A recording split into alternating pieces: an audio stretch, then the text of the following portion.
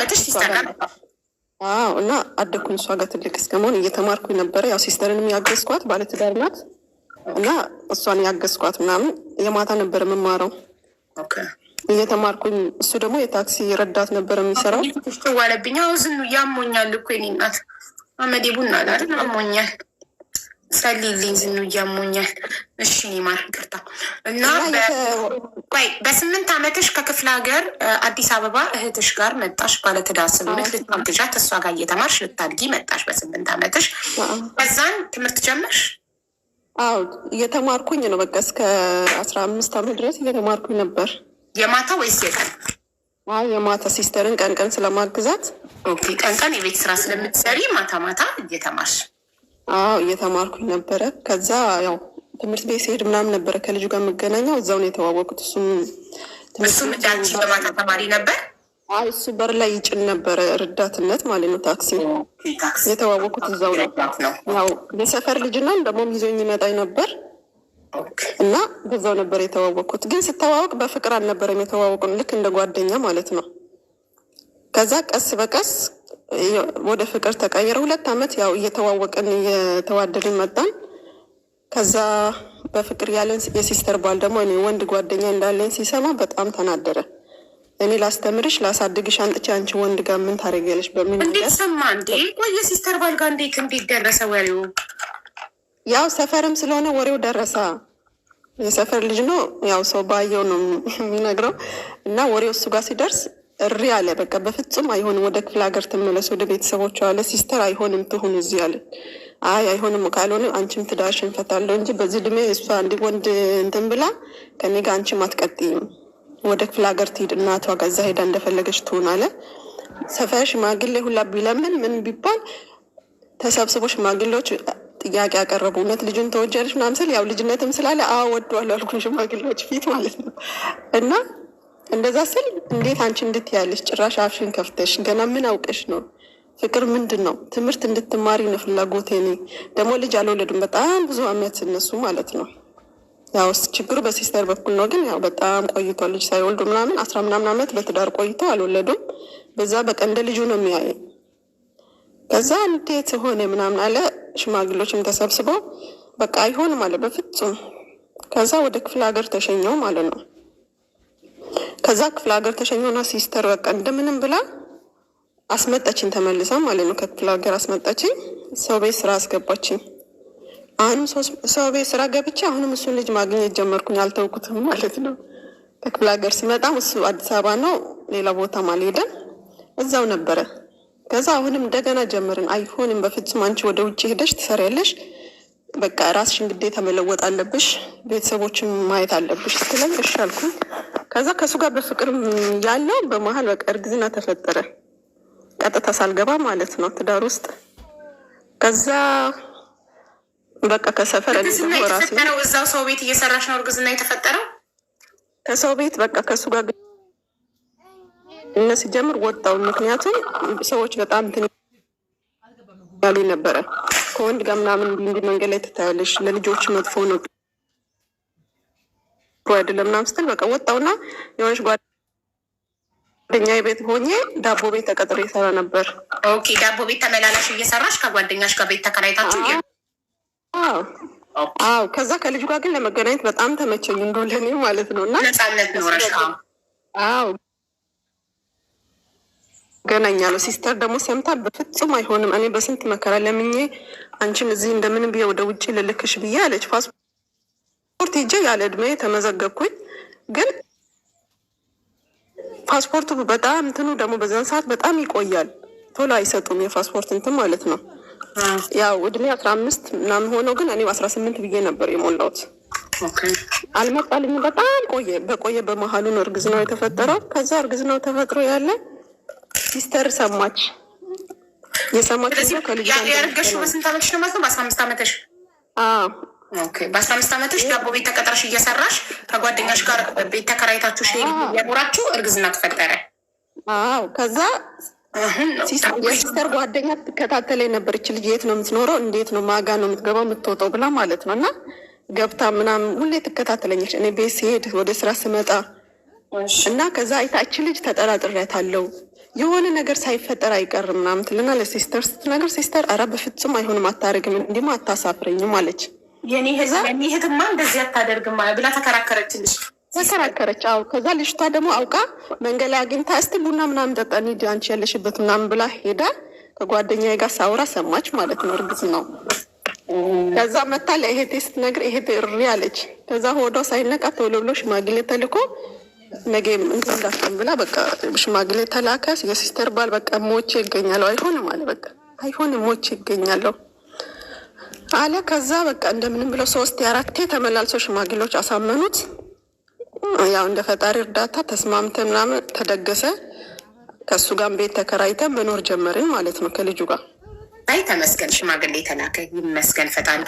ተልኮ ተሰራርተን ምን አሉ? እኛ አዲስ አበባ ትማራለች ብለን ብንልካት እህቷን ታግዛለች ብንልካት ገና በ15 ዓመቷ አረገዘች። ጉድ አላሉ እነሱ ምንም አላሉ። ምክንያቱም እዛ ወሬው አልደረሰም፣ እዛው ድረስ ገጠር ማለት ነው። ሲስተር አልነገረችም፣ ወደ ገጠር ወሬው እንዲደርስም አልፈለገችም። ምክንያቱም እሷ አሳድጋለሁ ትለወጥ ብላ ስላመጠች። ታዲያ ሽማግሌ የተላከው ማን ጋር ነው? ሲስተር ባል ጋር። የሲስተርሽ ባል ግን ኃይለኛ ነው። ማሻላ በጣም ኃይለኛ ነው። በጣም ነበር የሚመታኝ። እንዲህ ወንድ አይደለም። ማስቲካ ሳኝክ ካየ ያለ ድመሽ ሳንቲም ትለምጃለሽ ብለ ሁላ ይቀጠቅጠኝ ነበር። የድሮ ሰው ናለሽ። ስለ ሚስቱ እህት እንኳን ኃላፊነት ይሰማዋል። እንዳትባለጊ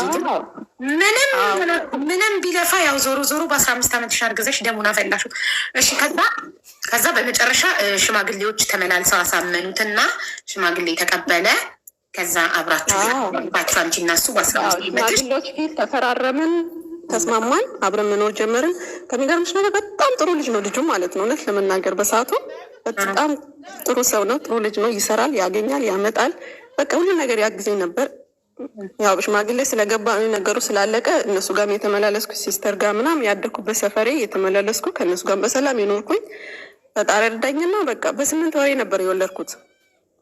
9ም አልገባም። ልክ 8ኛ ወር በአንድ በቃ በገባው ወር ማለት ነው የወለድኳት እና በቃ በሰዓቱ ምንም ነገር አልነበረንም። እውነት ለመናገር ያው የዛሬም አዳራችን ብቻ ነው በቃ የምንሸፍነው። እኔ አልሰራውም፣ እሱ ነው የሚሰራው። ማለት ምጥሽ መጥቶ ሆስፒታል ሄደሽ ሆስፒታል ውስጥ ነው የወለድሽው?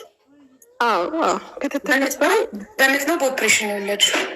ያው ስቲች ያ እኮ በምጥ ማለት ነው። ስቲችማ ግድ ነው። እንዴት ተሰንጥቋል? እንዴ ልጁ ሰንጥቆ ይወጣ የለ እንዴ ሲገፋ? ስቲች ነው በቃ እንደዛ ነው። ማለት ሆድሽ አልተቀደደም። ኦፕሬሽን የሚባል ሆድሽ ተቀደደ? ልክ ነሽ። አልተቀደደም። በምጥ ነው የወለድሽው? እሺ። ከዛ ልጄ ለወልድ ልክ ሐኪም ቤት ስገባ ሚጡ እንደመጣ ማለት በ8 ወሬ ልመጣ የቻለው ምንድነው የሲስተር ጓደኛ ያ ብዙ ልጆች ወልዳለች እና ትልቅ ናትም እና እንዲህ አለች፣ ወገብሽ ምናምን እኔ ወገቤ ምናምን ያመኛል ስላት ታልባ ጠጪ አለችኝ። እንደ ትልቅ ማለት ነው። ታልባ ጠጪ ወገብሽ ምናምን ያመኝ ስትል እውነትም ታልባውን ስጠጣ ሚጤን አፋጠንልኝ ማለት ነው። ቀኔ ሳይደርስ ነው የወለድኩት። ከዛ ሐኪም ቤት ማታ ሌሊት ነበር 9 ሰዓት ሚጥ ያዘኝ። ለወልድ ሐኪም ቤት ሲሄድ በጣም እግዚአብሔር ውስጥ አንዱ ሙስሊም ዶክተር ነበረ። በጣም ተንከባክቦኝ በጣም በሚገርምሽ ሁኔታ ተንከባክቦኝ ምናምን ነው በቃ እዛ ድንገተኛ ክፍል አስገብቶ ምናምን ልጅ ነሽ እንዴት በዚህ ድመሽ እንዲያርገሽ እንደዚህ ለዚህ ደረሽ ምናምን በጣም ተንከባክቦኝ በሰዓቱ እግዚአብሔር እርዳኝና ወለደ ማለት ነው። በሰዓቱ ለምን ደግሞ አስፈርሞ ስል የኔ ልጅ ከሆነች ትወለድ የኔ ካልሆነች ትሞት አለ እዛ እንትን ውስጥ ማለት ነው። ከዛ እነዛ ሲባል አይ ሲስተር እኔ ፈርማለች ችግር የለም የሚያኖረውም እግዚአብሔር ነው፣ ከሞተችም እግዚአብሔር ወሰዳች ነው የሚባለው አለች እና እሷ በኃላፊነት ፈረመች። ከዛ ፈጣሪ ረዳኝ። 5 ቀን ምናምን እዛ ቆየሁ። ሙቀት ክፍል ህፃኗ ስለነበረች ወደ ቤት የመጣውን ልጅ ልክ 1 ዓመት ሲሆናት ፈጣሪ ረድቶኝ አደገች። 1 ዓመት ሲሆናት ለእናቴ ሰጥቼ ወደ አረብ ሀገር ማለት ነው። ምክንያቱም ለምን ለእናትሽ ሰጠሻት? ከባልሽ ጋር ሰላም ነበራችሁ አይደል? ሰላም ነን፣ ግን ስራ በቃ እኔ ስራ የለኝም። እሱ ደግሞ የሚሰራው ታክሲ ረዳትነት ነው። የቤት ክራይ አለ፣ የህፃኑ ቀለብ አለ፣ የኔ ብዙ ነገር ስላለ ወጪውን አልቻለም እሱ። ኦኬ ኑሮ ሲከብዳችሁ ልጅሽን ገጠር ለእናትሽ ሰጠሻት? እሱ ተስማምቶ ነው? ሁለታችን ተስማምተን ነው። ቢያንስ እኔ ብሄድ የሆነ ነገር ማድረግ አለብኝ ሄጄ። በዚህ ከቀጠልን እኔም ልጃችን ሁላችንም እንጎዳለን። እዛ ሄጄ ሰርቼ ልምጣልኩና 2008 ላይ ቤይሩት መጣሁ። ኦኬ ነገሩ የተበላሸው ምኑ ጋር ነው? ቤይሩት ልክ እንደመጣ ማለት ወደ ውጭ ወጥቼ ቤይሩት ወጣ። ማለት ውጭ ወደ ውጭ ወጣው ማለት ከኮንትራት ቤት ጠፋሽ ወይስ ቤሩት መጣሽ? ቤሩት መጣው ማለት ነው። ወደ ውጭ ሀገር ወጣ ማለት ነው። ኦኬ። ከዛ ልክ ቤሩት እንደሄድኩ በቃ እዛ ጋር ነገሩ ተበላሸ። ሄጄ ምንድነው እኔ ከሰው በታች ምክንያቱም በጣም ጥሩ ልጅ ነው ብዬሻለሁ ቅድም። ውጭ ራሱ ካገኘ አይበለም እቤት ይዞ ነው የሚመጣው። ልጄ ወተት ምናምን በቃ ባገኘው ያህል ያግዘኛል፣ ይሰራል፣ የቤት ኪራይ ይከፍላል። ቅዳሜ ከኔ ጋር በቃ እንጆይ ያደርጋል። እረፍት እንወጣለን። በጣም እንትን ነበረ። ከዛ ልክ ቤሩት ምክንያቱም መጀመሪያ ያኔ ሲስተር ወደ ውጭ ለመላክ ፓስፖርት አስጀምራኝ ስለነበረ እንደወለድኩኝ በአመቱ በቃ ወደ ውጭ ወጣው ፓስፖርቴ ወጥቶ ስለነበረ ከዛ ወደዚህ መጥቼ ምንድነው ማድረግ ከማንም በታች እንዳይሆን ሰርቶ በቃ ራሱ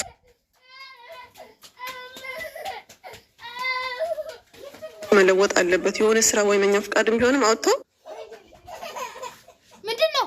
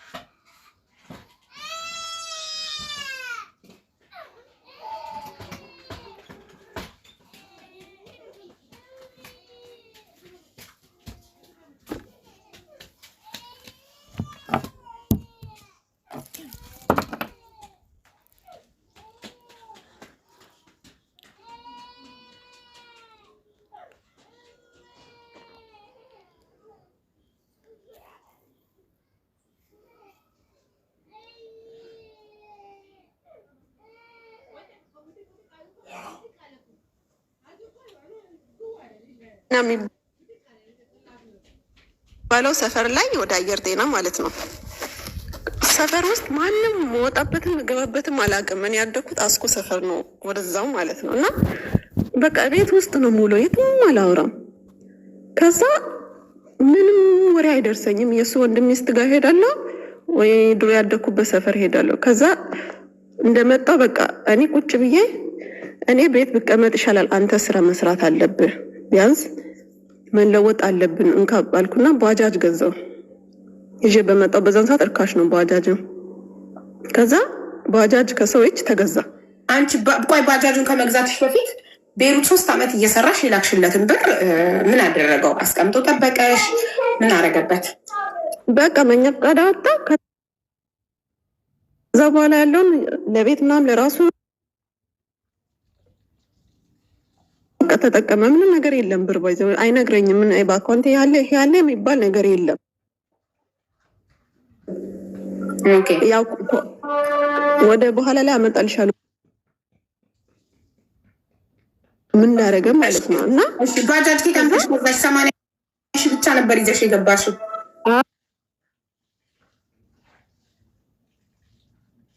በ80 ሺህ ብር ከሰው እጅ ባጃጅ ተገዛ። ኦኬ እኔ በዛን ጊዜ 2008 ነው የሄድሽው ቤሩት። ከ3 ዓመት በኋላ ማለት 2011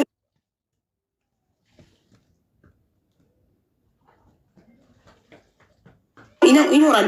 ተመለስኩ 2011 ላይ አሮጌ ባጃጅ ይኖራል በ80 ሺህ አሁን አለ ተገዛ። ከዛ ከተገዛ በኋላ የገዛውት እንትን ብዬ አይደለም። እኔ እየሰራ እሱ ቁጭ ብሎ የዞረ መዋል የለበትም። እሱ እየሰራ እኔ ብቀመጥ ይሻላል እቤት አልኩና ባጃጁን ገዛ።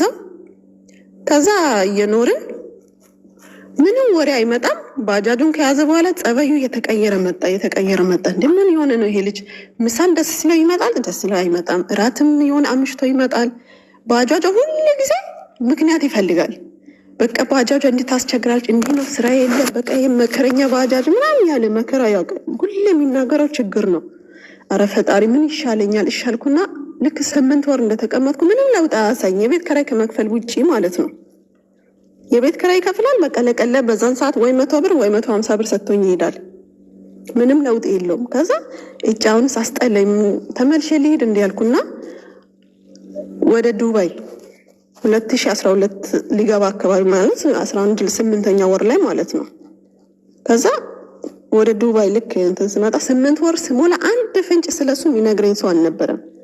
አንድ ፍንጭ ማለት ነው። ከዛ ልክ መንገድ ዝግ ነው በዛን ሰዓት 2011 መጨረሻ አካባቢ ላይ ወደ ዱባይ ለመምጣት ዝግ ነው እና በሱዳን ነበር የመጣሁት። ከዛ ሌሊት እኔን መናሪያ ወደ ሱዳን ለመምጣት ያው ከአዲስ አበባ ወደ መተማ መተሽ ነው ወደ ጎንደር ሄደሽ ማለት ነው የምትመጪው። እና ልክ መናሪያ ሄጄ 10 ሰዓት ላይ እኔን ሸኝቶኝ ቀን ሙሉ ስጓዝ ስልክ ስደውል አያነሳም። እንድደረስኩኝ ለማለት ነው እኔ የምደውለው፣ አያነሳም። ወይ ደውለም የደረሽም አይለኝም። ግራ ገባኝ። ከዛ ልክ ጎንደር ገብቼ ማታ ከልጆች ጋር ብዙ ልጆች ነን የምንሄደው ጎንደር ገብቼ ልክ አልጋ ይዘን ሁላችን ገብተን ለመተኛት አልጋ ላይ ስወጣ የሆነች ልጅ ስልክ ደወለችልኝ። ከዛ አነሳውና አቤት አልኩኝ። ደህና ነሽ አልሽ? እግዚአብሔር ይመስገን አልኳት። እኔ ቻይና እባላለሁ አለች። ያለንበት ሰፈር ቻይና ነው። አስቢ፣ ቅድም ነግሬሻለሁ። የልጅቷ ስምም ቻይና ነው። እና አቤት ምን ልታዘዝ ስላት ስሜ ቻይና ነው አለች። እሺ ምን ልታዘዝ እኮ አልኳት። እኔን አታውቂኝ፣ እኔ የጌች ሚስት ነኝ አለች። አልኳት አዎ እኔና እሱ 2 ዓመት ሆኗል በፍቅር አለች። ያምሻ እንደ እስካሁን የት ነበርሽ ታዲያ? እዛ እኔ 8 ወር ሆኖኛል እኮ እዛ አብሬ ነበረ። እስካሁን የት ነበርሽ? ምን ነው አሁን እኔ መንገድ ከወጣሁ በኋላ እንደዛ አይነት ወሬ ስላት አመንሽ አላመንሽ አንቺን ጠዋት እንትን መናሪያ ሸኝቶ ከኔ ጋር ነበር እስከሚነጋ ድረስ 10 ሰዓት አንቺን ሸኝቶ አለችኝ። ከዛ ምንም አልመሰለኝም በሰዓቱ ማለት ነው። ምክንያቱም ይሄ እንቅፋት ይሆናል እርግጠኛ ነኝ ያልኩና ምንም ወደ ኋላ አላሰብኩም። ሄድኩኝ 2 ቀን ጎንደር ላይ አድረን መተማ ማለት ነው ወደ መተማ ወደዛ ተላክን። ሄድኩኝ መተማ ደርሰን አብረን የኖርን እዛ ከልጆች ጋር ከሱዳን ከመተማ ወደ ሱዳን እንትን የጠበቅን ነው ቪዛ ማለት ነው። ዝም ብለሽ አትሄጂም። ከዛ እየጠበቅን ያለ በጣም ያስጠላል እዛ መተማ ላይ በጣም ከምነግርሽ በላይ 15 ቀን ተቀምጫለሁ። ሙቀቱ ነው፣ በዛ ላይ ምግብ የለ። በቃ በጣም መከራ ከምነግርሽ። ደውለው እንኳን እንዴት ሆንሽ አይለኝም። በቃ በጣም ያስጠላው ማለት ነው። እና ቆየን የሆነች ልጅ ቻይና የምትባለች ደውላ እንዲህ ያለችኝ እኮ ማና ስል እንዴ አንቺ ያምሻ እንደ ቻይና እኛ የምንኖርበት ሰፈር አይደለም እንዴ ያለ እኔ ምን አውቃለሁ ቻይና የምትባለች ደውላ እንዲህ ያለችኝ እኮ ውሸት ነው ዝም ብሎ ነው ቻይና ምንም ቻይና የሚባል የሰፈራችን ስም ነው። እስካሁን ከኔ ጋር ስትኖር ምንም ነገር አላየሽም። ምንድነው ቻይና የምትይስ ላይ ስለኝ እሺ አልኩና በቃ ቦታም አልሰጣሁትም። 15 ቀን ሞላኝ። ወደ ሱዳን ተሻገርን። እንትን መጥቶ ማለት ቪዛ መጥቶ ተሻገርን። በመኪና ነው ወደ ሱዳን የሚሄድ ነው። ከዛ ከሱዳን አሁንም ወር ተቀመጥን። የሱ ጓደኛ ነው ሱዳን ላይ ያለው ደላላ። በጣም ብዙ ስቃይ ያደረሰብን፣ በጣም ብዙ ስቃይ ማለት ነው። ልጆች በጣም ብዙ መከራ የሚያዩ ልጆች አሉ። አርግዞ የሚመለሱት፣ አርግዞ እዛ አስወርዶ የሚመለሱት፣ በቃ በጣም ያስጠላ ህይወት አለ ሱዳን ላይ። ከዛ በቃ ፈጣሪ ወይ ከዚህ ብቻ አውጣኝ። እውነት እኔ በቃ የሚመጣውን ሁሉ እቀበላለሁ፣ ግን ከዚህ ቤት አውጣ። አንድ ቤት 15 20 ልጆች አለን። ከዛ አንድ ቀን ሌሊት ላይ ይሄ አሁን ደላላ የሱ ጓደኛ የሚባለው ልጅ ሊደፍረኝ ሞከረ። ማታ ማለት ነው እንግዲህ የባሌ ጓደኛ ነው እና ማታ ሊደፍረኝ ማለት ከኔ ጋር ያሉ ልጆች 3 ናቸው። ሌላ ክላስ ላይ ያሉት ወደ 10 ምናምን ልጆች ናቸው። በጣም ሙቀት አለ ቤቱ እና ሱዳን ላይ በጣም ስለሞቀኝ እንደዚህ ከላይ የሚለበሰውን ልብስም አልለበስኩም። ቢጃማ ሺቲ እንደለበስኩ እንዲተኝቻለሁ። አጠገቤ ያለችው ልጅ የዛን ቀን እንግዲህ እሱ ሊደፍረኝ በሚሞክረው ሰዓት ሬሳ ሆናለች ልጅቷ። እንቅልፍ ማለት ነው ምንም አሰማም። ቤቲ ይላለሁ ቤቲ ይላል አሰማኝም። ሰውየው በጣም ግዙፍ ነው፣ ቦርጩ ሆኖ እና አምሽቶ ነው የመጣው ከሌሊቱ 7 ሰዓት። ከዛ ገብቶ ሲገባም እየሰማው ነው ሙቀት ስላለ እኔ እንቅልፍም አልወሰደኝም። ግን በቃ አይኔን ጨፍኛለሁ እንደማላይ ሰው ሆኜ እና ማርዋል ንፋስ መስጫው ወደ እኔ አድርጌ ነው የተኛሁት። ከዛ መጣና ወደ ራሱ አዞረ። ከዛ ወደዚህ ተገለበስኩ። ወደ ጎን ስገለበት እንደተኛ ሰው ዝም አለ። እኔም እንደተኛ ሰው ዝም ብያለሁ። እንቅልፍ አልወስድም አለ። የሆነ ጭንቀት ነገር ያዘኝ። ከዛ ዝም ስለው ቀጥ ብሎ መጥቶ ዝፍ አለ ላይ እጮሃለሁ። ምን ሆናል አንተ አሌክስ? ያማል እንዴ? እንዴት እንደዚህ ትሆናለህ? እንዴት እኔ ላይ ትወጣለህ? ይሄ አጠገብ ያልሽ ልጅ ታማ አስነሳለሁ፣ እጮሃለሁ፣ እሪ እላለሁ ምናምን አልኩት። እኔ እኮ እዛ ጋር ስለመወቀኝ ነው አብረን እንተኛ ብዬ ነው ምናምን አለ። በፍጹም አይኑ ቤቴ ያልኩ ልጅ ታስቀሰቀስ አንቺ ያምሻል በቃ አታውይ ነው ወደ ላይ ወጣለሁ ምናምን አለ። ተነስ፣ እግዚአብሔርም ዛሬ ጉድ ነው ማወጣው እዚህ ቤት። ወይ ደግሞ ድምጻችን ከተሰሙ እነዚህ ሸርሙጣዎች ናቸው ምናምን ተብለው ሱዳን ላይ ቀጥታ ፖሊስ መጥቶ አንቺን ይይዝሻል። አይቻልም። ድምጽ ሰው እንዳለ ራሱ አይታወቅም። ከግቢ መውጣትም አችም 1 ወር ስንቆይ ከግቢ ወጥተን አናውቅም። እዛ ግቢ ውስጥ ነው እንጂ ከዛ እሪ ስል ሳለቀስ ልጅቷ ስትገለበጥ ለራሷ ነው እንጂ የምትገለበጠው አታውቅም እንደሚፈጠርም ስቀሰቅሳትም አሰማም። ከዛ ሩጬ እሷ የተኛችበት ላይ ወደ እዛ ሄድኩኝ። ከዛ ላይ ወጣ።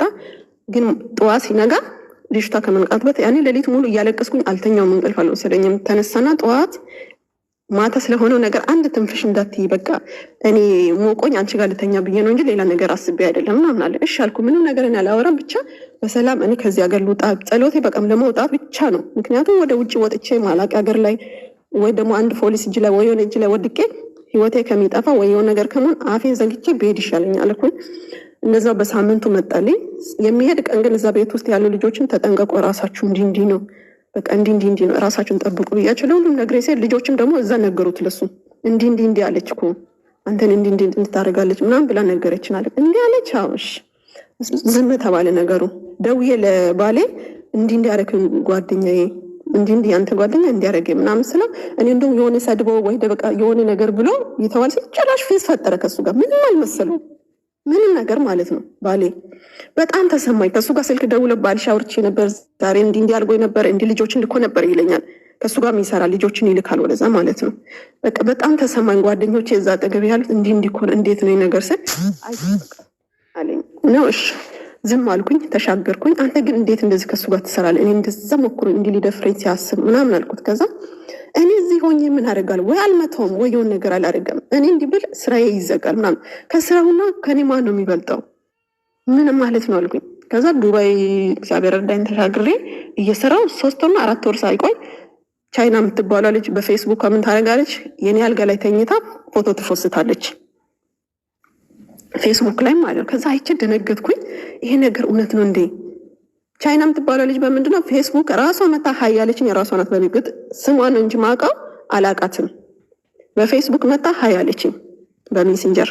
ከዛ ሀይ ያልኳት። ከዛ ውስጥ ገብቼ ስፈትሸው ከሱ ጋር የተቃቀፈ የፍቅር አመታቸውን ሲያከብሩ ሻማ ሲያጠፉ ምን ሲሉ እንትን ያሉትን በሙሉ ፎስታለች ልጅቷ። ከዛ ከዚህ ከቤሩ ሲሄድ ይዤ የሄድኩት አልጋ ልብስ ምናምን አንጥፌ የነበረው ምኑ ላይ እዛ ላይ አብሮ ተጋድሞ ሁሉ ነገር ፌስቡክ ላይ ለቃለች። እሪ አልኩኝ፣ አለቀሱኝ። ከኔ ጋር የምትሰራ አንድ ኦሮሞ ልጅ ነበረች፣ እግዚአብሔር ይስጣት። አንድ እንዳታለሽ አይንሽ እንባ እንዳይወጣ ለወንድ ልጅ ብለሽ እንዴት ታለቅሻለሽ ምናምን አለችኝ። ተቆጣችኝ። እየበረታው እየሰራው በቃ ከሱ ጋር ብዙ እንትን አላው። ግን አልኩኝ እስቲ ላውራው ምን ማለት ነው እስቲ ልጠይቀው አልኩና ደወልኩለት። ሰላም ነው አለው። እንዴት ነህ አለው። እግዚአብሔር ይመስገን። ቆይ ልጅቷ የፖስተችው ስታይ ጠፋሽ? ከሱ ምንም ሳትጠይቂው ምን ሳቱ ዝም ብለሽ ጠፋሽበት? ጠፋው በመሀል። ስንት ጊዜ ጠፋሽ ከመደወልሽ? ቢያንስ 2 ወር ሙሉ በቃ አላወራሁም። 2 ወር ሳታወሩ ስትቀሪ እሱ አይፈልግሽም? ምንም በቃ በሰላም ያወራኛል፣ ሀይ ይለኛል፣ ይጽፍልኛል። እሱ ስራ ላይ ስትቀሪ ወይ በሌላ ቁጥርም ቢሆን በምንም መጥቶ በሰላም ነው 2 ወር የምትዘግኛ አይደል? እንዲያልኩት እኔ የሆነ ጊዜ ሲጥፍልኝ እኔ አሁን ስራ ላይ ቢዚ ላይ ሴትዮም እየተቆጣችኝ ነው፣ ስልክ ማውራት አይቻልም አልኩት። ከሱ እንዲመጣ ስለፈለኩ ነው ይሄን ነገር ምለው። ገባኝ። ከዛ እንደዛ ስለው ምንም በቃ እንዳልተፈጠረ አድርጎ ዝም ብሎ ይኖራል። ከዛ ልጅቷ እየጻፈች ጭራሽ መስደብ ጀመርሽ፣ በውስጥ መታ ማለት ነው። በሜሴንጀር መታ አንቺ የባሌ ውሽማ፣ አንቺ እኮ አንቺን አይፈልግሽም ገንዘብሽ ነው የሚፈልገው ምናምን ጭራሽ እኔ መስደብ ጀመረችኝ። ነው አው እሺ ዝም ልጅቷን ብሎክ አድርጋለች እና ብሎክ አረኳት ልጅቷን ከፌስቡክ ላይ። የኔ ፌስቡክ ላይ ያሉትን ኮሜንት ላይ ያሉትን ገብታ ጓደኞቼ አንቺ ከኔ ጋር የምትሰራው ልጅቷ ፎቶ ምናምን አብረን ተቃቅፈን እኛ የፎሰቱን አይታ በሷ በልጅቷ እንትን ገብታ ልጅቷን መጻፍ ጀመረች። ጓደኛሽን ምክንያት ከባሌ አናት ላይ ውረጅ በያት አይፈልጋትም ምናምን በቃ በጣም ተሳደባለች ከምነግርሽ በላይ። እሺ አልኩኝ፣ ታውኩኝ፣ ዝም አልኩኝ። ጌች ግን ስሙ ጌች ነውና እንዴት ነው ቆይ አንተ እንደዚህ ፌስቡክ ላይ ተፎስቷየው ምናምን። ኧረ ዝም በይ በእናትሽ። አንድ ቀን የጓደኛዬ ሚስት ምንድነው ይሄ ፍቅረኛሞች የራሳቸው እንትን ሲያከብሩ እነሱ ጋር ሄጂ ነው ምንም የለም ማለት። ታዲያ ያንተ አልጋ ላይ ነው እንደሚከበረው እኛ ቤት መጥቶ ነው እንደሚያከብሩት አልኩት። አይ አይደለም ጓደኛዬ በቃ ቤት ዛሬ ፍቀድ ብሎ እኔ ጋር መጥቶ ነው አለ። ነው እሺ። ከዛ ቀን ላይ ከስንት ቀን በኋላ ቀን ላይ ለልጅቷ ለጓደኛዬ ስልኳን ልካ ካላመንሽ ባሌ መሆኑን እንድትራገጥ ስልክ ደውይ፣ በዚህ ደውይና አረጋግጥ ስትለኝ ስልኩን ተቀብዬ ዝም አልኩኝ። ስራዬ ላይ ብቻ በቃ እንትን ማለት ጀመርኩኝ። ምንም ራሴ ጋር መሆን እንትን አላልኩም። በቃ ዝም ብዬ ስራዬን የሰራው ሊያ አልኩኝ። አቤት ስትለኝ እስቲ እንደውልና እናረጋግጥ ምን እንደሚል እስቲ አለ። ከዛ ልጅቷን እስቲ አሁን ጌችን ላናግረው እችላለሁ ወይ አጠገብሽ ነው አልኳት ደውዬ ቀጥታ። ከዛ አሁን የለን ከፈለግሽ ማታ ሌሊት 8 ሰዓት ደውዬ አለችኝ። ነው እሺ ባጃጁ እየሰራ እንደሆነ ስለማቅ እንዴት አድርጌ በእኔ ስልክ ከደወልኩ በዛ ሰዓት አነሳም በሌሊት። ስለዚህ ምን አደረኩ? አጠገቤ ከምሰራው ልጅቷ ከጓደኛዬ ስልክ በእሷ ደወልን። በሱ ስልክ ያነሳችው ማለት ቻይና ተብያዋ ሌሊት 8 ሰዓት ላይ ስንደውል ከዛ አቤት አለች። ጌችን ፈልጌ ነበረ ከኤርፖርት እቃ እንዲያመጣልኝ ታክሲ ማጥቼ ነው ጓደኛዬ ስልክ ሰታኝ ነው የሱን ስል ጌች ተነሳለች። አጠገቡ ለካ ተኝቷል። ተነስ እቃ ከኤርፖርት ምናምን ሊያስመጣ ፈልጎ ነው ሰው ምናምን ስል አጠገብ ያልችው ሊያ የምትባለው ልጅ ሰላም ነው ጌች አለው ነሽ እቃ ነበረ ታመጣልኛለች። አዎ የት ነው ምናምን ስል አንቺ አልኩና ስልኩን ወሰድኩኝ ከእጇ። እሺ ጌች ባለቤቴ እንዴት ነው ያልኩት። ደንግጦ ስልኩን ዘጋ። ትንፍሽ አላለ ስልኩን ዘጋ። ከዛ በዛው ጠፋ። በቃ ለ3 ወር ያክል ጠፋ ምንም ሳይል።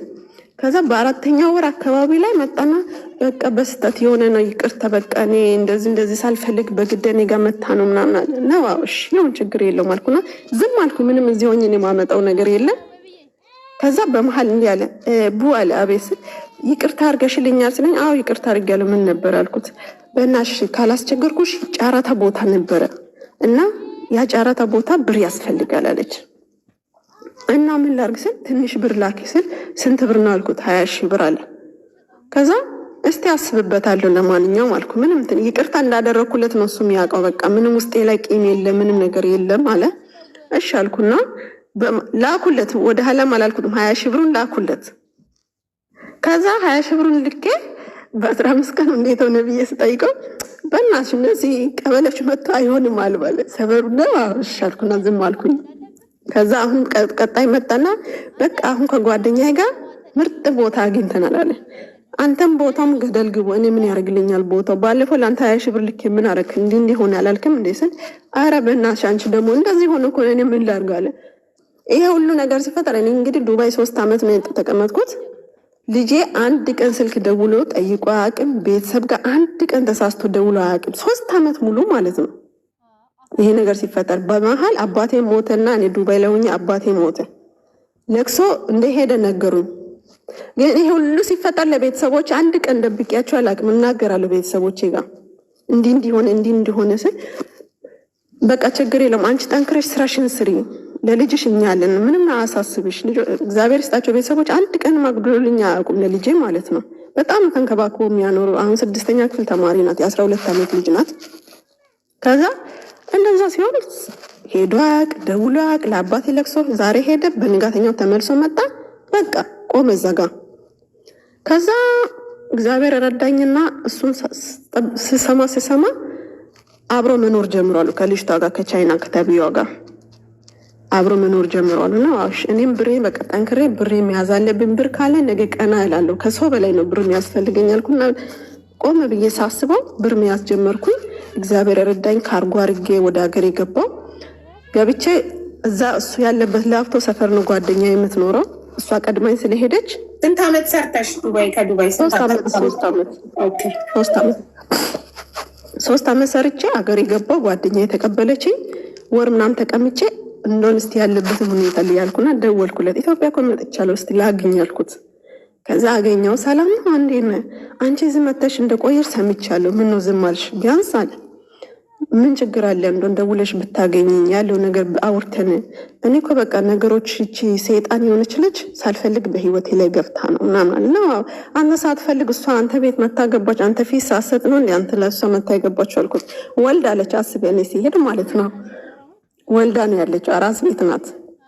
ከዛ ነው እሺ አልኩና ዝም አልኩኝ። እና አሁን ምንድነው ሐሳብስ? አሁን አለ 40 ሺህ ብር ስጪኝ የቤት ከራይ ልከራይ እሷን ትቼ እወጣለሁ ሻንጣዬን ይዣለሁ። ኧረ እባክህ እሷ ህፃን ልጅ እኔ ላይ የእሷ እንባ የህፃኗ ልጅ እንባ እኔ ላይ ለምንድን ነው የሚያርፈው? እኔ እንኳን ወልጃለሁ ሴት ነኝ። አንተ ከእሷ ጋር ኑር እኔ አልፈልግም አልኩት። እኔ እኮ እሷን አልፈልግም። አንቺ ትተሽ ብትሄጂም ሌላ ሴት ማግባት አይቀርም። እኔ ከእሷ ጋር አልዘልቅም አለ። እንዴት ብለን የምትወጦሽ ከእሷ ቤት? አልፈልግሽም፣ ሚስቴ መታለች፣ ውጭልኝ ከቤት ልትል ነው አልኩት። እንደዛማ አልልም። ኧረ ይደብራል። ይህም ነው እንደዛማ አልልም። በቃ ትንሽ ቦርሳዬ ላይ ልብሴን ከታለ በቃ እወጣለሁ። ከዛ ምን የት ታገኛለች አለ። እኔ እኮ እንደ ሰው እንደ እናት ወልጅ አለው። የህፃናውን ባል ለእኔ ይተርፋል። ገና የአራስ ቤት ናት። ከእሷ ጋር አብረን ዝለቅ፣ እኔ አልፈልግም አልኩት። ለመነኝ። ከዛ እሺ ምንድነው አሁን ከእኔ የምትፈልገው? እሺ አብረን እንኖር አልኩት። እኔ እዛ ጋር እየፈተንኩት ነው እንጂ እውነት ለመኖር አይደለም። ይሄ ሁላ ጥያቄ ማለት ነው።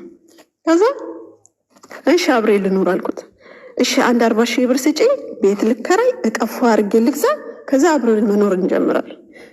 እሺ እኔ መኖር አብሬ እጀምራለሁ፣ ግን ብር ከኔ ለምር እና እኔም 5 ሳንቲም የለኝም አለ። ኧረ እውነት እሺ አልኩ። አሁን ለቤተሰብ አይቼ ክፍለ ሀገር መጥቼ ብሩን ሰጥሃለሁ። ቤተሰብ ላይ ክፍለ ሀገር ልሄድ ነው፣ ልጄንም አይቼ ልምጣ አልኩት። እውነትሽ ነው መተሽ አብረን መኖር እንጀምራለን? አዎ። በዛን ሰዓት ምንድነው እኔ እሱን ሳገኝ እቃዬ ምናምን ወደ ክፍለ ሀገር ጭኛለሁ። ካርጎ ያስመጣሁትን እቃ እናቴ ጋር ምናምን። ምክንያቱም ወስኜ አስቤ ስለሆነ ከእሱ ጋር መቀጠል እንደማልፈልግ ከእሱ ጋር እንደማልሆን አውቃለሁ። ከዛ እሺ አልኩና ክፍለ ሀገር ሄጄ እናቴም አሟታል አይቼ ልጄንም አይቼ ልምጣ አልኩኝ። ክፍለ ሀገር ከእሱ ጋር በተገናኘው ንጋተኛው ሄድኩኝ። ይደውልኛል። መቼ ነው የምመጪ? ቤት እየፈለግኩ ልጠብቅ ይለኛል። ፈልግ፣ በደንብ ፈልግ፣ ጥሩ ቦታ እሺ አልኩት። እሺም በቃ እየፈለግኩ ነው። አንቺ መቼ ነው የምትመለሽ ምናምን ይለኝ። በዚህ ቀን እመለሳለሁ፣ በዚህ ቀን ያልኩኝ እኔ እዛ ኑሮዬን ጀመርኩኝ ቤተሰቦቼ ጋር ማለት ነው። ከእሱ ጋርም ሳልመጣ ምን ሳልል ከዛ እንግዲህ ይሄ ነገር ሲከሰት እኔ ዱባይ ሆኜ ከዚች አሁን ቻይና ከምትባለው ልጅ ጋር ከመኖሩ በፊት የሆነች ልጅ እንደገና እንደ ውጭ ልካታለሁ ብለው አምጥቶ ቤት ውስጥ ማለት ነው ከእሷ ጋር ግንኙነት ነበረው። እች ልጅ ምን ትሆናለች? ታረግዝና የአስወርዷት ደብድቧት እች ልጅ ወደ ውጭ ትመጣለች። ጆርዳን ነው ያለችው እና ጆርዳን ሆና እንደዚህ ቲክቶክ፣ እኔ በጣም ቲክቶክ እጠቀማለሁ ገብቼ ምናምን በቃ ከዛ በቲክቶክ ትጽፍልኛለች ቀን በቀን። ምን ፈልገሽ ነው አንቺ የምትጽፊልኝ? አላቅሽ፣ አታውቂኝ፣ አንቺ የከሌ ሚስት አይደለሽም አለች እንቺ ልጅ። አዎ የእሱ ሚስት ነኝ። ምንድነው ታዲያ ችግሩ አልኩኝ። እኔ እኮ ውጭ ልክሻለሁ ብሎ አምጥቶኝ ቤት አስቀምጦኝ ከዛ በመሀል አስረግዞኝ ደብድቦኝ ምናምን ከቤቴ ውጭ ብሎ አስረግዞኝ ደብድቦኝ ምናምን ልጁን ካላስወራሽ እኔ አልፈልግሽም ብሎ ልጄን አስወርጄ ወደዚህ መጣሁ። እና አሁን እኔ መላር አንቺ አለች፣ አንቺ ባትፈልጊ ራሱ እኔ እሱን ፈልጓለሁ። እቺ አሁን ያስወረደች ልጅ ናት የምትለው እንግዲህ። አንቺ ባትፈልጊም እኔ ከሱ ጋር መኖር ፈልጋለሁ እንጂ ያቺ ቻይና የምትባለው ልጅ መቼም ብትሆን ከሱ ጋር አትቀጥልም። እሷ ከሱ ጋር ከምትቀጥል እኔ ነፍሴን እሰጣለሁ ለሱ። እና አንቺም ቻይናም ገደል ግቡ፣ እሱም ሶስታችሁም ገደል ግቡ። እኔ አይመለከተኝም። ስትፈልጊ ሄደሽ ከሱ ጋር መኖር ትችያለሽ። ለእኔ አትጻፊ ስል ግን እኮ ጌች እንዲህ ነው ስለሱ በጣም መልካምነት ማውራት ጀመረች። ከኔ በላይ ጌች እንኳ አታውቂም። ምን ስለ ጌች እንደዚህ አወራሽ አልኳት። ከዛ እሺ በእናትሽ በእግዚአብሔር ተስማሚና ከሱ ጋር ኑሪ። እዛ ሆና ነው እንግዲህ ለእኔ የምትለው ከሱ ጋር ተስማሚና ኑሪ። ያቺ ቻይና የምትባለው ልጅ በፍጹም ከሱ ጋር መኖር የለባትም። ከሷ ጋር ጥል አለብሽ፣ ቂም አለብሽ አልኳት። ቂም አለብሽ፣ ጥል አለብሽ ምንድነው ስል በቃ እሱ ምርጥ ልጅ ነው፣ ጥሩ ልጅ ነው። ያቺ በግድ ነው ቤት ገብታ የምትኖረው አለ። እሺ ችግር የለውም። እሺ አሁን የኢትዮጵያ ስለመጣው ከሱ ጋር እኖራለሁ አልኳት። ለሱ ደውላ አብራቸውን ልትኖሩ ቲክቶክ በሙሉ የሱ ፎቶ ነው ትፎስታለች። ቀን በቀን ህይወቴ ፍቅሬ ያላንተ እንዲያሉ ያለች ትፎስታለች። ከዛ እንደዛ ሲሆን እኔ ወደ ክፍለ ሀገር በመሀል በገባው በሁለተኛ ወር ነው 3ኛ ወር መጣች ጆርዳን ያለችው መጣ። ከኤርፖርት ተቀብሏት አብሮ ኑሮ ጀምሮ ከዚች ጋር ማለት ያችን የልጅ እናት አውጥቶ አባሯታል። ቻይና የምትባለውን የወለደችውን እሷን አባሮ ማለት ነው። እቺን አሁን ከጆርዳን የመጣችውን ሁሉም ወሬ ይደርሰኛል፣ እሰማለሁ። እኔ እንደማልሰማ ነው እሱ የሚቆጥረው። እኔ ነገሮች እንደማልሰማ ነው። ከዛ እንግዲህ ከኔ በኋላ ስንት ልጅ ወለደ? አሁን ከኔ በኋላ እኔ እንትን ካለኝ በኋላ 2 ልጅ ወልዷል፣ ከ2 ሴት ማለት ነው። ያቺኛውን አባሯታል። ከቻይና እና ያቺ ጆርዳን የነበረችው ማን ነበር ስሙ? ሀና። ከቻይና እና ከሀና አንዳንድ ወለደ። ከአንቺ ከቡርቱካን አንዳንድ ወለደ። እኔ ከሁለቱም አንዳንድ ከቻይና ደገመ እንዴ? እኔ ደግሞ ሳላቅ የገባሁት መጀመሪያ ገና እሱን ሳላገባ በፊት ልጅ ነበረው። እኔ አላቅም። ልጅ ወልጄ ነው ያወቅኩት። ማነው ስሟ? ማርታ። ከማርታ አንድ፣ ከብርቱካን አንድ፣ ከቻይና አንድ፣ ከሀና አንድ። አራተኛ ማለት ነው። አምስተኛ ልጅ ከማን ይሆን? አንቺ ግን እኮ መጀመሪያ እኮ ጥሩ ሰው ነው እኮ ስትይ ነበር። ያበላኛል፣ ያጠጣኛል፣ ሴት ልጅ ደግሞ የሚያበላት የሚያጠጣትን ወንድ ትወዳለች፣ አብሬው ስኖር ጥሩ ሰው ነው ብለሽ ነበረ። በምን አጋጣሚ ያወቅሽ ከማርታ መውለዱን? ያወቅኩት ወልጄ ነው ያወቅኩት። አየሽ፣ ማንም ሰው ወንድሞችም ደብቆኛል። ወልጄ ያለው እኮ እንዴት እንዳወቅሽ ንገሪና። በምን አጋጣሚ እንዴት ነው ያወቅኩት? ስልክ ሲያወራ ማለት ስልክ ሲደወል ከኔ አጠገብ ተነስቶ ውጭ ወጥቶ ሲያወራ፣ አራስ ሆነሽ?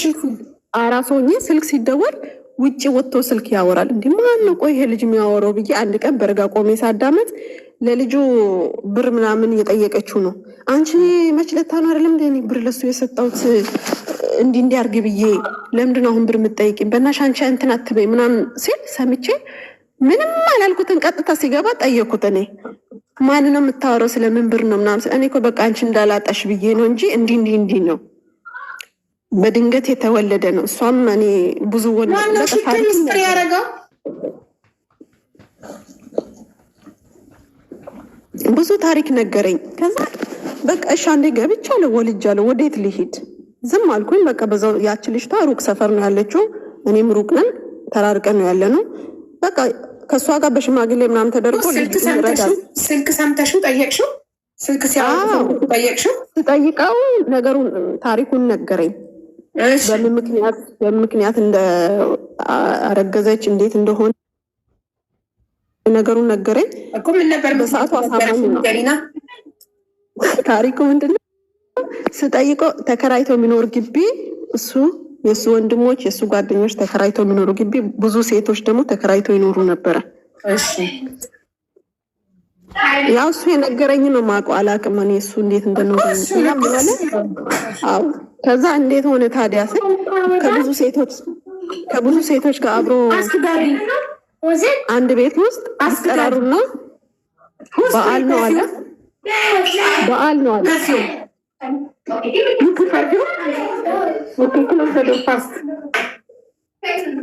ክሎዝ ኢት ፕሮፐርሊ ኑኑ እኮ። እሺ የተከራዮች ነበሩ። እሺ እርስ በርስ ማለት አንድ ግቢ ውስጥ ሆነ በዓል ነውና ተጠራራና አብረን እየበላን እየጠጣን በመጠጥ መንፈስ ማን ከማጋ እንዳደረ ማወቅ አናቅም። በመሀል ልጅቷ አርግዛ ያንተ ነው አለችኝ አለ። ከዛ ህፃኑ ሲወለድም ቁጭ ያለ ነው የሚመስለው አለ። ስለዚህ አምኜ የተቀበልኩኝ አለ። ነው አውሽ እና እንዴት ሆነ? እኔ እሷን አልፈልግም። የዛን ቀን በስተት ተከሰተ። ከዛ ያንተ ነው ብሎ ጓደኞቹን ወደ እኔ ሲያቀስሩ እሺ አልኩኝ አለ። እሺ እኔ ምን አገባኝ አልኩና ነገሩን በቃ እዛ ጋር ምክንያቱም እዛው እሷ እንዳረገዘች ተለያ በቃ ከእሷ ጋር ማለት ነው። በርቀት ነው ነገሩ። ከዛ ሽማግሌ ልካምና እዛ አመንሽ፣ የኛውን አመንሽና ከሜትሽ አራስ ቤት ሆነሽ ይህን ሰምተሽ ይህንንም ሰምተሽ ግን እስቲል የ3 ዓመት የቤሩት ብርሽን ትልኪለት ነበር። ምክንያቱም ከእሱ ጋር ስኖር አንድ ቀንም ከሌላ ሴት ጋር ወይ አሁን ከዚህ ከልጅቷ ጋር የተፈጠረውን ታሪክ ከነገረኝ በኋላ ያለው ነገር ቻርጀር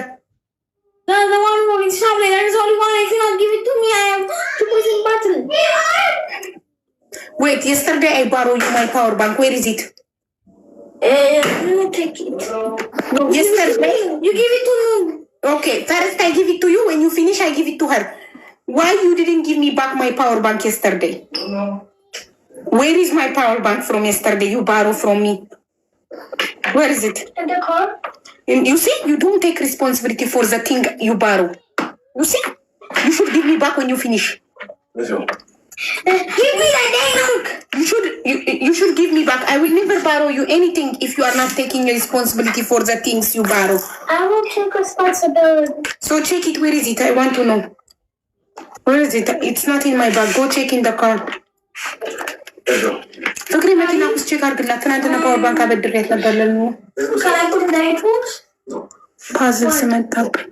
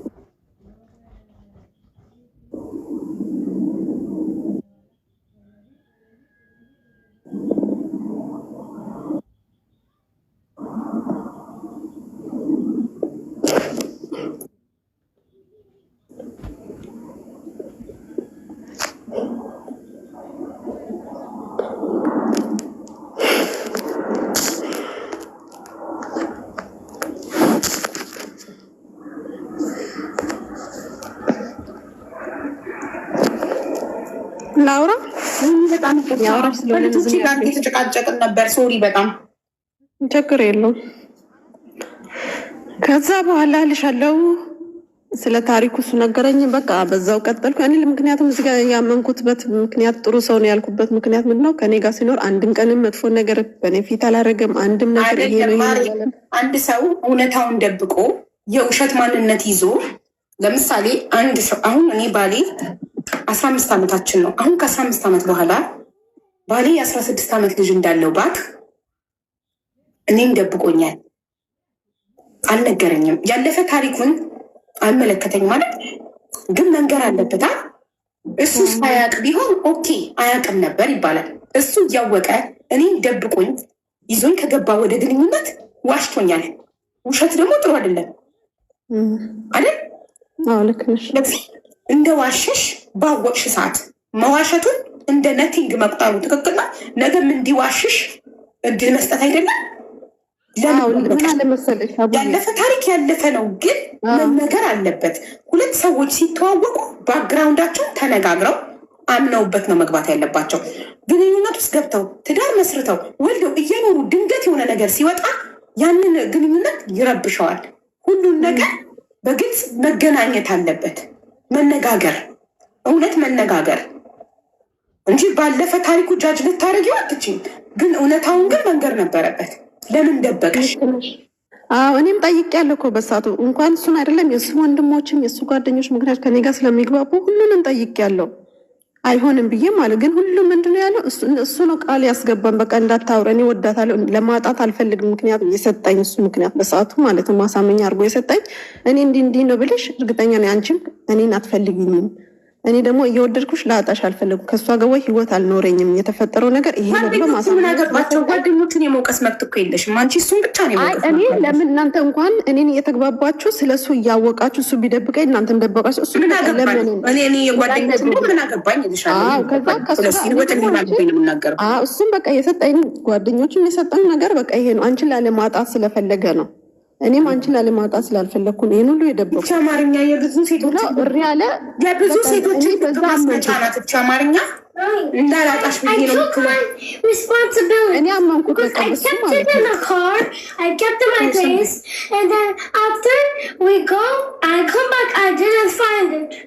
so that means you take your responsibility. You take responsibility if you give me back.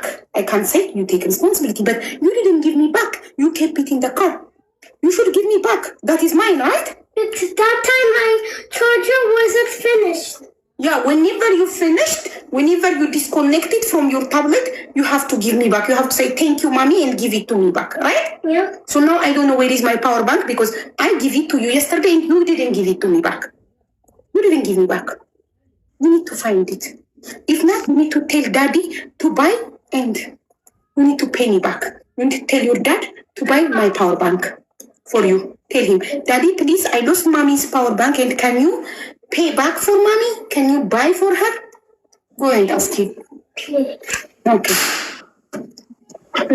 እና ልሻለሁ ሀቡዬ በቃ እኔ እዛ ጋ ነገሮችን ወደፊትን ወይ ደግሞ እንዲህ ይሆናል ብዬ ጭራሽ አላሰብኩም። በሰዓቱ በቃ ማሳመኛ ያገኘሁት እዛ ጋ በቃ አንደኛ ወልጃለሁ። በቃ ከዚህ በኋላ ምንም ማመጣው ታሪክ የለም ብዬ በቃ ነገሩን በዛው ነው ያመንኩት። ገብቶሻል? እና ከኔ ጋር ችግር የለውም እኮ ብር መላክሽ ነው እንጂ ቤሩት ከሄድሽ በኋላ ኦልሬዲ ብር የሚያስልኬ ነገር ምንድነው ሀቡዬ ከኔ ጋር በቃ ማለት እየኖረ ነው ከኔ ጋር አብሮ እየገባ ነው እየወጣ ነው። ምንም ጸበይ የተቀየረ የለም። ምንም ነገር የተለወጠ ነገር የለም። የወደፊትን ህይወት ነው እኔ ማስበው። እሱ እንዲያረጋል ምናምን የሚለው ነገር በሰዓቱ አይመጣልሽ። መቼም አምሮ የሰው ልጅ ነገ እሱ እንዲያረገኛል የሚለው አይመጣም በሰዓቱ። ካለፈ በኋላ ነው የምታስተውሽ እና ካለፈ በኋላ ነው ሀና ከአራተኛ ልጅ አሁን ያለው ከሀና ጋር ነው። እሱ ጋር ያቆም ነው። ከዛ ሀና ከጆርዳን መጣች፣ አብረው መኖር ጀመሩ። መኪና ገዝታለት ነው ያገባት፣ ዝም ብሎ አይደለም ያገባት። እና ታዲያ አንቺ ባጃጅ ገዛሽለት፣ የ3 ዓመት የቤሩት ደሞዝሽን ሰጠሽው። ሀና ከጆርዳን መኪና ገዛችለት። ቻይና ግን ኢትዮጵያ ውስጥ የነሽ ምን ሰታው ነው ቻይና?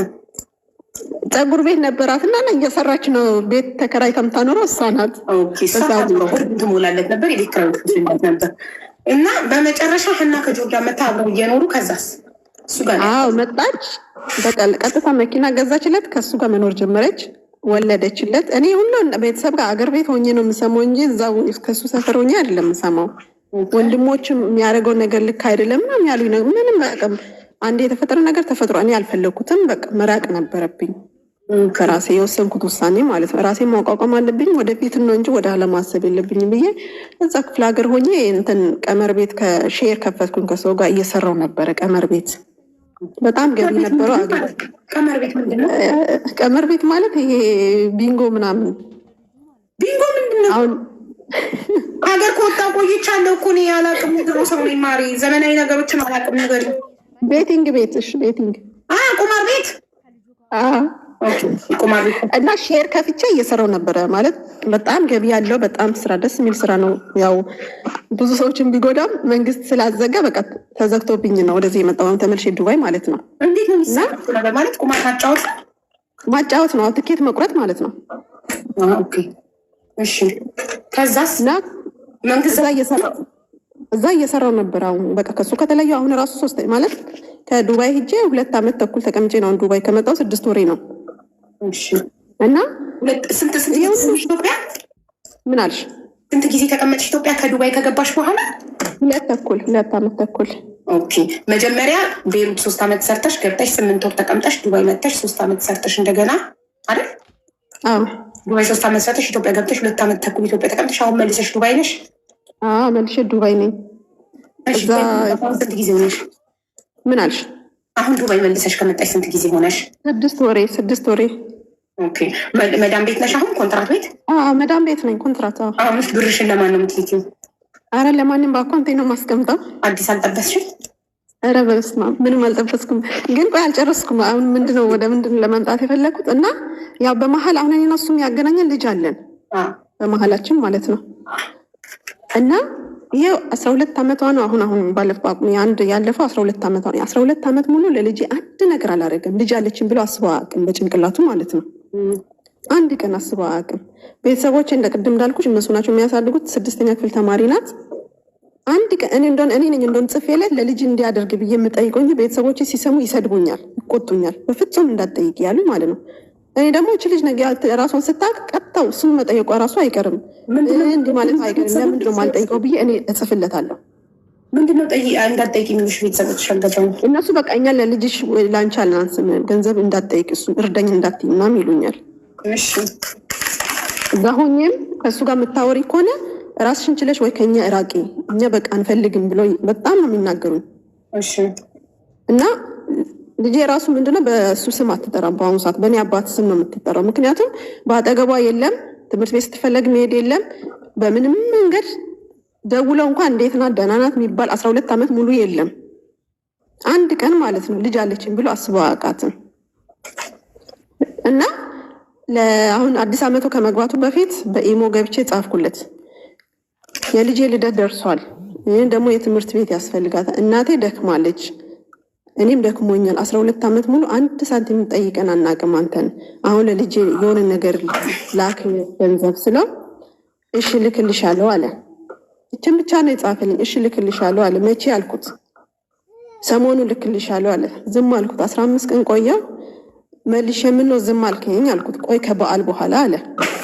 ልደቷ ከበዓል በኋላ ነው እንዴ? ልደቷ እኮ አሁን ነው። ለምንድን ነው ለበዓል ወይ ከበዓል በኋላ ለሌላ ነገር ላክ፣ አሁን ግን ለልደቷ ላክ አልኩት። ከዛ እኔ እንዳለው አያውቅም። ምክንያቱም እኔ እና እሱ ምንም ያገናኘን ያለንበት ምንም ነገር የለም። እና ላክ ስለው አሁን እኮ መስቀል ነው ከብዶኛል፣ በመስቀል መላክ አልችልም አለ። እሺ አልኩና ዝም አልኩኝ። አሁን ይኸው 3 ወር ከምናምን ላይ ከዛሬ 3 ቀን በፊት ጻፍኩለት። አንተ ቆይ ለልጅ አሁን ለተወለደው ህፃን ልጅ ወተት ዳይፐራት አያስፈልግም አትገዛም እንዴ አልኩት። ምን ለማለት ፈልገሽ ነው ስል እኔ ማወራው ምን ያመለክታል? እኔ የጠየኩት ጥያቄ ልጄ አሁን ብዙ ነገር ያስፈልጋታል። ልጅቷ ጎበዝ ተማሪ ናት፣ አይምሮዋ በጣም መጠበቅ ያለበት እና ለምንድነው እሺ ማትለው ስል አይቶ ዝም አለ። አሁንም ደወልኩለት፣ አያነሳም፣ ዝም አለ። ከዛ ወንድሙ በኢሞ ገባውና እኔ አልኩት፣ ያው እውነት አይደለም እኔ አልኩት፣ እኔ አሁን ቀጥታ ወደ ክስ ነው የሚሄደው። እኔ ያፈራረሙኝን ስታገባም የነበሩ ሽማግሌዎች አሉ። ብከሳው ቀጥታ የወር ደሞዙን ወይ ከሚያገኘው ላይ በየወሩ ግዴታ ነው ለልጁ እኔ ግን ምንም ነገር ጠይቄ አላውቅም። እንዲንክስና እንዳትሄጂ ምን ነገር እኔ ቀጥታ አሁን እሱን አናግረዋለሁ፣ ወንድሙ ማለት ነው። ምንም ነገር ክስ ላይ ምናምን ምን ያስኬድሻል? ያሳለፋችሁትን ነገር አስቧለ። ከዚህ በላይ እንዴት አስባለሁ? እስካሁን እኮ ትቼዋለሁ፣ አልፈልገውም። የራሱን ህይወት የኖረ ነው። ግን ለልጁ ነው እንጂ እኔ ለእኔ መች ጠየቅኩኝ አልኩት። ከዛ አይ በቃ ክስ ጋር ምናምን እንዳትሄጂ፣ እኔ ነገ አንቺን ነገ ሂጄ እሱን ጠይቄ መልሼ እነግርሻለሁ ስል እኔ ወረቀቱን ላይ አዘጋጅቻለሁ። ቀጥታ ወደ ክስ ነው የሚሄደው። ምንም የሚመጣልኝ ነገር እኔ ውለታ የሚያስከፍለኝ ነገር የለም። ክስ ብከፍት እኔ የሚጎዳኝ ነገር የለም። እሱ ነው እንጂ ስለው ይኸው እግዚአብሔርም እኔ ነገ ሂጄ ያወራለሁ አለ። ይኸው ዛሬ 4 ቀን ነው። ወንድሙም የለም እሱም የለም። በቃ ግራ ስለገባኝ ነው። ገብቶሻል? በቃ አሁን ብቻውን ቤተሰቦቼ ናቸው የሚለፉት፣ ልጄ የሚያሳድጉት፣ እኔ ነው የምለፋው። እና ከአሁን በኋላ እኔ ከሱ ምን መጠበቅ አለብኝ? ሀቢባ በጣም ጥሩ ጥያቄ ነው። አንቺ አሁን እሱ ለልደት ቢልክ ስንት ነው የሚልከው? ምኑን አውቄ? እንዴት ገምቻ? እንዴት ምኑን አውቄ? የምትጠይቂው ብር ቢልክ እኔ አሁን ስጽፍለት ለልጅ ያስፈልጋል ገንዘብ ለትምህርት ቤቷና ለእንትኗ ነው ያልኩት፣ ለልደቷ እኮ ንገሪኛ ስንት? እኔ አሁን በዛን ቀን ቢልክልኝ 10,000 20,000 ብር ቢልክልኝ በሰዓቱ የምፈልገው የነበረው ግን እንኳን መላክ አይደለም መልሶ ጻፉም አልጻፍም እሺ ከማለት ውጭ ሌላ መልስ አልሰጠኝም። አንቺ ኮንትራት ቤት ነሽ ማሪ? ስንት ነው ደሞዝሽ? 1,000 1,000 ድርሃም ማለት በኢትዮጵያ 50,000 ብር ነው ደሞዝሽ እኮ። ግን የእውነት ማለት ነው ገንዘብ ፈልገሽ ነው ወይንስ ከሱ ጋር ማውራቱን ፈልገሽ? አይ ከሱ ጋር ነው ያፈልገሽ። ምክሬን ፈልገሽ ከሆነ እኔ ማስመሰል ምናምን አላውቅም። አይ ሀቡዬ እግዚአብሔርም አይ እኔ ከሱ ጋር ምንም አልፈልግም። 50,000 ብር ደሞዝተኛ ሆነሽ ለ10,000 ብር ከሱ ጋር ካፋንታ ሰጠ ገባ ውስጥ ለምን ትገቢያለሽ? ለምን ለምን እንደጠየቁኝ ታውቂያለሽ? መስጠት አይፈልግም። በፍርድ ቤት ከሆነ ሄደሽ ተካሰሽ ተቆራጭ መንግስት ከሚያገኘው ገቢ ላይ በወር 800 የሚደረስሽ በወር 1,000 የሚደረስሽ ተቆራጭ መንግስት ያደርግልሻል። ሰውየው ግን አይፈልግም። አንቺ ግን እንደማይሰጠሽ እያወሽ ከሱ ጋር ንትርኩን ፈልገሽው ነው። ገብቶሻል? እኔ ለምን ተጠየቁ? ሀቡዬ አልገባሽም። እኔ ለምንድን ነው የጠየቅኩት? አሁን ክስ ብከፍት መች ጠይቀኝ ወይ ደግሞ እንደዚህ እምቢ ብዬ መች አውቃለሁ ማለት አይቀርም። ገብቶሻል? ሳትጠይቂው ካላደረገ መክሰስ መብታለች። ሳይጠየቅ የአባትነት ድርሻውን ማድረግ አለበት። ግን ሰውየው በየቦታው የሚወልድ ለልጅ ፍቅር የሌለው ሰው ነው። ታውቂያለሽ?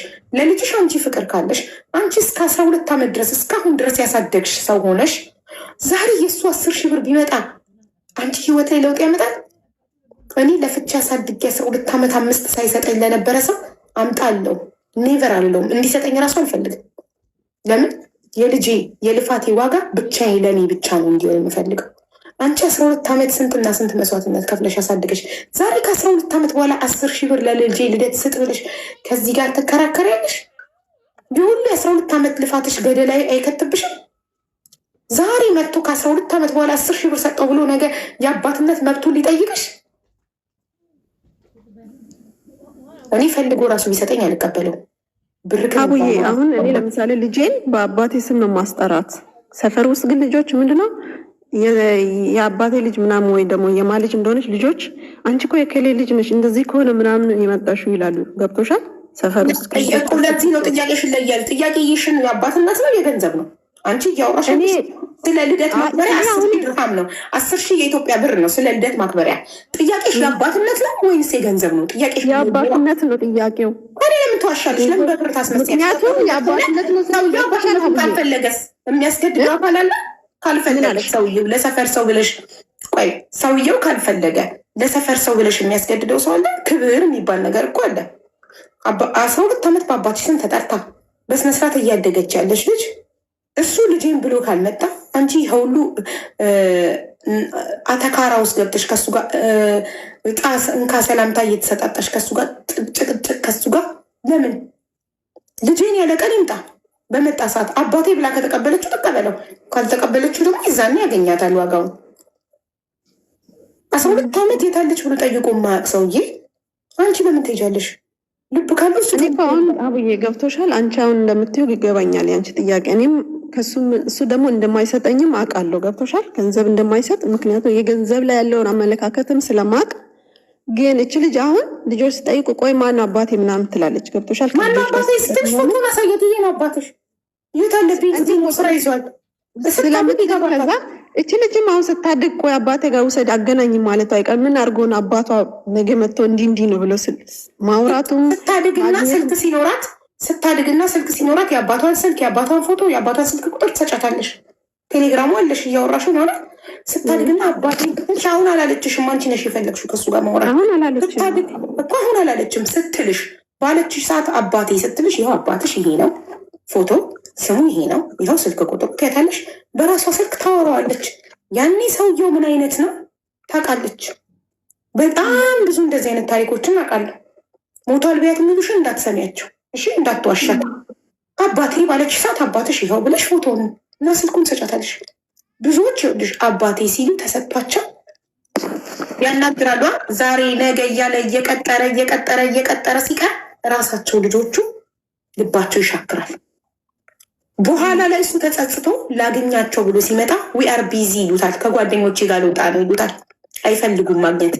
አንቺ ካፍሽ ምንም አይነት ክፉ ቃል እንዳይወጣ አንቺ ልጅሽን በፍቅር ማሳደግ፣ አባቴ ስትልሽ የአባቷን አድራሻ መስጠት፣ ሄዳ ፊት ሲነሳት፣ ሄዳ ጊዜ ሳይሰጣት ሲቀር፣ ሄዳ ፍቅር ሳይሰጣት ሲቀር በራሷ ሰዓት ትማራለች አባቷ ምን አይነት ሰው እንደሆነ። ከአንቺ አፍ ምንም አይነት ክፉ ቃል መውጣት አይጠበቅበት። ምንም በግል ለማምጠሽ ለምነሽ አባትነት አይገኝም። አይፈልግም፣ የራሱ ጉዳይ። አንቺ ልጅሽን ትፈልጊያታለሽ፣ አንቺ ታሳድጊያታለሽ። አድጋ አባቴን ስትል የአባቷን ከአንቺ የሚጠበቀው የአባቷን ፎቶና አድራሻ በደንብ አድርገሽ ቁጭ አድርጊላት። በጠቂ ሰዓት ብድግ አድርገሽ ትሰጫታለሽ። አባቴ ስትል ያው አባትሽ ፈልጋ ትሄዳለች። ጠቁሚያት አድራሻውን ትሄድ። ሄዳ ለልጅ ፍቅር የሌለው ፊት የማይሰጥ ጊዜ የማይሰጥ አባት መሆኑን ስታይ በራሷ ሰዓት ወደ አንቺ ተመልሳ እናቷ ምን አይነት ሰው እንደሆነች አፕሪሼት ትንጋለች። ዋጋሽን ታውቃለች። ራሷ እንድትማር ነው ማድረግ ያለብሽ። ካፍሽ ምንም አይነት ቃል ሊወጣ አይገባም። አንቺ ምንም ስለ አባቷ ክፉ ነገር እንዳትይ። አንቺ የሚጠበቅ እንደ እናት አስተምሪያት፣ ፍቅር ስጫት፣ አሳድጊያት። አድጋ በማውራቴ ጥፋት አጥፍቻለሁ አላጠፋው መጠየቅ ነበረብኝ አልነበረብኝም? ክብረቢስ ነሽ፣ ክብርሽን አልጠበቅሽም። አልነበረብሽም ልታወሪ። የእሱ 10,000 ብር መጣ ቀረ። በ10,000 ብር አሳበሽ ከሱ ጋር መጨቃጨቁ። ገና ፍቅሩ አልወጣልሽም። ፍቅሩ ቢወጣልሽማ በ50,000 ብር ደሞዝተኛ ሆነሽ ለ10,000 ብር ከሱ ጋር 80 ጊዜ አትጋተችም ነበረ። እሱ ጋር ከራሱ እንኳ ሀቡዬ 12 ዓመት ሊሆነኝ ነው። ምክንያቱም ብትወጪ ቆይ አይወጣልሽም። ድምፁ መስማት ትፈልጊያለሽ፣ በሰበብ አስባቡ እሱን ማናገር ትፈልጊያለሽ እንጂ ገና ጥንት እኔ ከአንቺ የጠበቅኩትን ገና የመጀመሪያ ጊዜ ሰበብ እየፈጠርሽ ታገኘዋለሽ። ቤት ፈልግ፣ ኪራይ እሺ ትፈልግ ሀ ብሎ ሲያገኝሽና አብረን እንርሴሽ ጥንብርኩሱን አውጥተሽ ታባሪ ነበር። ክብር ቢኖርሽ ገባሽ? ጥንብርኩሱን አውጥተሽ የምን ማባበል ነው? ለምን የምታባቢው ለምን እንደሆነ ታውቂያለሽ? ልታጩ ስለማትፈልጊ ሁሌ በሰበቡ ድምፁን መስማት ስለምትፈልጊ ነው እንጂ ገና የመጀመሪያ ጊዜ እንዳወቅሽ ጥንብርኩሱን አውጥተሽ ካጠገብሽ ታባሪዋለሽ። ነብር ሆነሽ ደግሞ አጠገብሽ እንዳይደርስ ታረጊው ነበር። ግን አንቺ ቆርጦ እንዲቆርጥ አትፈልጊም። ሁሌ ተስፋ እየሰጠሽ ከዛሬ ነገ አብረን እንኖራለን እቤት ፈልግ እያልሽ 40,000 ብር ከዛሬ ነገ እልካለሁ እያልሽ ተስፋ እየሰጠሽ ሁሌ እንዲያወራሽ ትፈልጊያለሽ። ቆርጠሽ መጣል አትፈልጊም። ቆርጠሽ ከህይወትሽ ማስወጣት አትፈልጊም። ገባሽ? እንደዚህ አይነት ሰው በቃ ሰው አይሆንም። ይሄ ሰውዬ ከአራተኛ ሴት ወለደ 4 ልጅ ከማርታ ከብርቱካን ከቻይና ከሀና 5ኛዋ ሰላም ትሆናለች ወይ ሜሮን ምን ይታወቃል? አንድ ቦታ ተረጋግቶ አንድ ሴት ይዞ ማይቀመጥ ሰውዬ በየጊዜው እንደዚህ አይነት ሰው ይለወጣል ብላችሁ ተስፋ አታድርጉ። እድሜያችሁን ነው የምትጨርሱት። 12 ዓመት አልተለወጠም አይሻልም? ሌላ 12 ዓመትም ታያለሽ። አይለወጥም ይሄ ሰውዬ። ሌባ ላመሉ ዳቦ ይልሳል። አመል ነው። አረብ ምን ይላል መስለሽ? ተጥላ ሩህ እጠብቅ ማ ቢትቀየር ይላል። ተጥላ ሩህ ማለት ነፍስ ብትወጣ እጠብቅ ማ ቢትቀየር። አመል አይለቅም። ነፍስ ቢወጣም አመል አይለቅም። አመል ነው።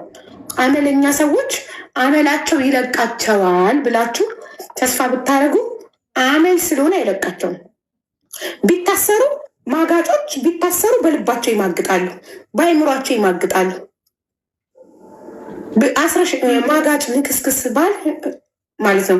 ብር ብትቆልፊበት በአይምሮ ከሌላ ሴት ጋር ያደርጋል። በአይምሮ በቃ አመል ነዋ፣ አይለቅም።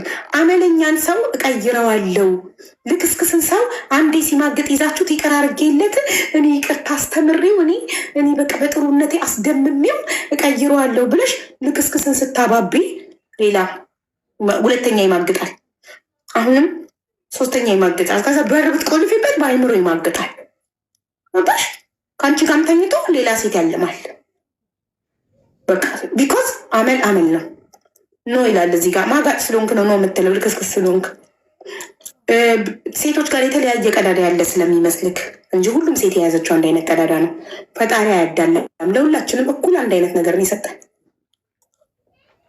ግን ልክስክስ አመለኛ የተለየ ያለ ይመስሏል። እስኪ ይቺ ጋ ይለይ ይሆን፣ እስኪ የዛቺ ጋ ይለይ ይሆን እያለ እዛም እዚህ መቅመስ ስለሚፈልግ አይለወጥም። ኔቨር አይለወጥም። በጊዜ መቀንጠስ ነው በቃ። ማገጣት ከሰከሰ ላጥ ቶሎ ጊዜሽን አለማባከን፣ ቶሎ ህይወትሽን መቀጠል፣ መንገድሽን መቀጠል። ከዛ መንገድ ላይ ሌላ ታገኛለሽ። እሺ አቡዬ አመሰግናለሁ። በቃ ይህን ለመስማት ደግሞ ልጅሽን አስንብታቤት ብቻ አንዱን ጥበሽና ውለጂላት እንጂ ምንድን ነው አይቀርም። አንዳንድ አይደለም አንዱ ልክስክስ ሆነና ሁሉም አንድ ነው ብለሽ አታስብ። 12 ዓመት ሙሉ አላስብም። እንደዛ አላስብም። የሆነ ነገር በቃ ለራሴ ልስራ በሚለው ነው እንጂ እንትን አይደለም እኮ። የሆነ ነገር ያዥና ግን እድሜም እኮ ይሄዳል። ኢንጆይ አድርጊ። ላይፍ ኢዝ ቢዩቲፉል ማሬ። አንዱ ልክስክስ ሆነና ሁሉም ልክስክስ አይደለም። ቶሎ ከዱባይ ሸቀል አድርገሽ ገብተሽ ሀገርሽ ላይ የሆነች ትንሽዬ ቢዝነስ ከፍተሽ ስራሽን እየሰራሽ አንዱን ሸበላ ጠብሰሽ አግብተሽ ከባለገ ትለያያለሽ። ልጆችሽን ሁለቱንም በፍቅር ታሳድጊያለሽ። ጥሩ ባል ከሆነ ህይወት ይቀጥላል። እዛ ኢትዮጵያ ስገባ ነው በቃ ማስበው እንጂ አሁን እዚህ ሆኜ ምንም ነገር አላስብም። ፈጣሪ ይርዳኝና ሀገሬ ገብቼ አስብበታለሁ። 36 ዓመትሽ እኮ ነው። ምን ትጠብቂያለሽ? ከዚህ በኋላ 4 ዓመት ቀረሽ እኮ 40 ልትገቢ። እሺ እድሜሽን ላስታውስሽ ብዬ ነው። ጊዜ ይሄዳል። 36 አልገባሁም 28 ዓመቴ ነው። ግን እሺ 28 ወይ ለካ ሶሪ ማፈት ስላልኝ የቅድሞ ናት 36 ማሪ 26 ነሽ 28 ቆይ ኦኬ በ15 ዓመትሽ አርግዘሽ በ16 ወለድሻት እና 12 ዓመቷ ነው። ትክክል ነሽ 28 ነሽ። 36 ከአንቺ ልብ ነበር። ኖ 28 ናት ውዶቼ። እኔ ቅድም ከሷ በፊት ሞሚና የምትባል ገብታ ነበር። የእሷ ነው 36። የእሷን ታሪክ አይምሮ ላይ ይዤው እና ገና ነሽ 28 ገና ነሽ ማሪ። 32 ብትሸቂ ዱባይ ላይ 4 ዓመት ሸቂ የ4 ዓመት ደሞዝሽን አጠራቅመሽ ይዘሽ ገብተሽ የሆነች ቢዝነስ ብትከፍቺ በ32 ዓመት 33 ዓመት ምናምን ሁለተኛ ልጅ ትደግሚያለሽ ማለት ነው። አሪፍ ነው። ፈጣሪ ያውቃል። በቃ እዛ ኢትዮጵያ ሲሄድ አስብበታለሁ። እዚህ ሆኜ ግን ወንድም ጋር ምንም ግንኙነት እንዲኖር ከአሁኑ አስቢበት። ኖ ገንዘቡን መያዙን ነው ከአሁኑ የምታስቢበት። በ4 ዓመት መግባት አለብሽ። የአረብ ሀገር ህይወት ይይዛል፣ ያሰምጣል። አይያዝም ገንዘብ ለልጅሽ በወሬ የሆነች ጥምጥ እየተቆራጭ ከላክሽ ደሞዝሽን ሴቭ እያረሽ ከኮንትራት ቤት እንዳትወጪ።